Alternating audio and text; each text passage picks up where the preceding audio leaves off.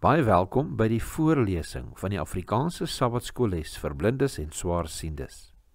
Hierdie lesse word voorsien deur die Wêreldkonferensie van die Sewende Dag Adventiste Kerk. Die voorlesing van die les word aan u gebring deur SSL in samewerking met Adventiste Wêreldradio Afrikaans en word voorgelees deur Marlena Nel.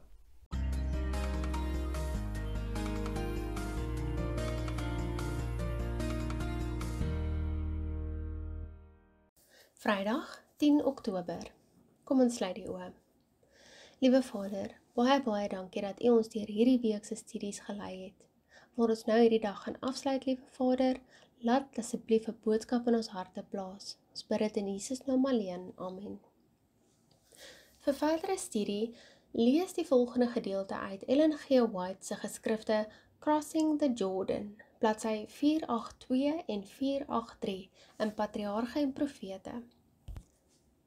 Na die verhaal van Rahab en die verkenners swyg die Ou Testament oor haar, totdat haar naam in Jesus se geslagsregister opduik. Dit noem dat sy met Salmon, 'n man uit die stam van Juda, getroud is, wat Boas se voorvader was. Boonop was sy die skoonma van nog 'n merkwaardige vrou wat in dieselfde geslagsregister verskyn, te wete Rut. Matteus 1 vers 5 sê vir ons: En Salmon, die vader van Boas, by Rahab, en Boas, die vader van Obed, by Rut, en Obed, die vader van Isai. Ons lees ook Rut 4 vers 13 en 21. So het Boas Rut dan geneem, en sy het sy vrou geword, en hy het by haar ingegaan, en die Here het vir haar swangerskap gegee, en sy het 'n seun gebaar, en Salmon van Boas, en Boas van Obed.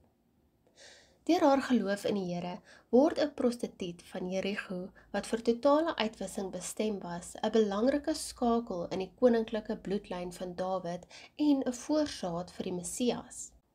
Dit is wat die Here kan vermag waar daar geloof is, selfs al is dit net so groot soos 'n mosterdsaadjie.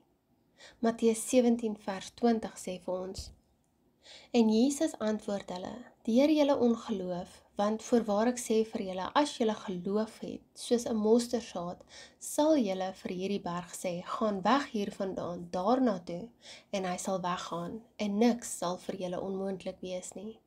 Lukas 17 vers 6 sê ook: En die Here sê, as julle geloof gehad het soos 'n mosterdsaad, sou julle vir hierdie moerbeiboom sê, word ontwortel en in die see geplant, en hy sou julle gehoorsaam wees.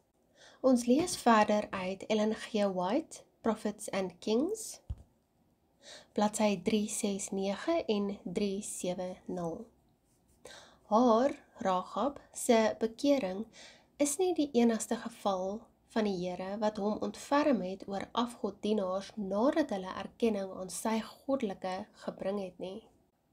Binne die grense van Kanaan het 'n groot volk, die Gibeoniete, ook al heidense weë versaak en hulle by Israel geskaar met die gevolg dat hulle in die verbondseëning gedeel het.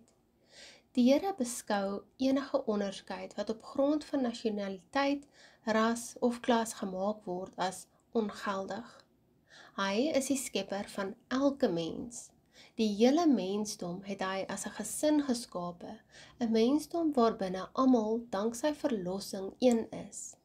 Christus het gekom om 'n einde aan die skeidsmure te bring, om elke gedeelte van die tempelhowe oop te gooi, sodat elke liewe mens vrylik toegang tot God kan hê.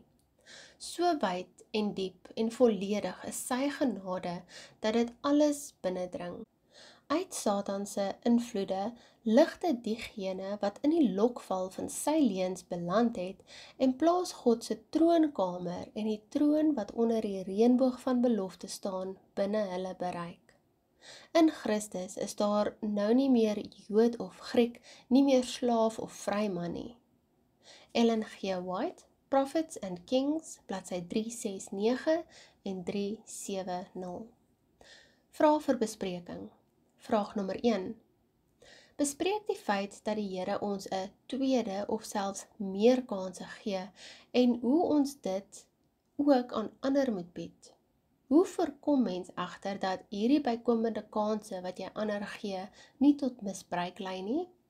Dink byvoorbeeld aan die slagoffers van huweliksgeweld, wat dikwels aangesê word om die man ter wille van genade 'n tweede kans te gee. In party gevalle duur die mishandeling dan bloot voort. Hoe vind ons die regte balans hier? Vraag nommer 2.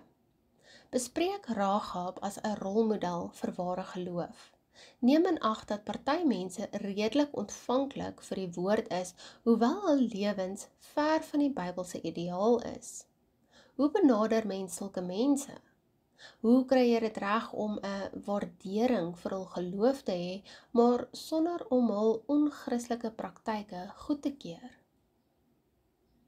Vraag nommer 3.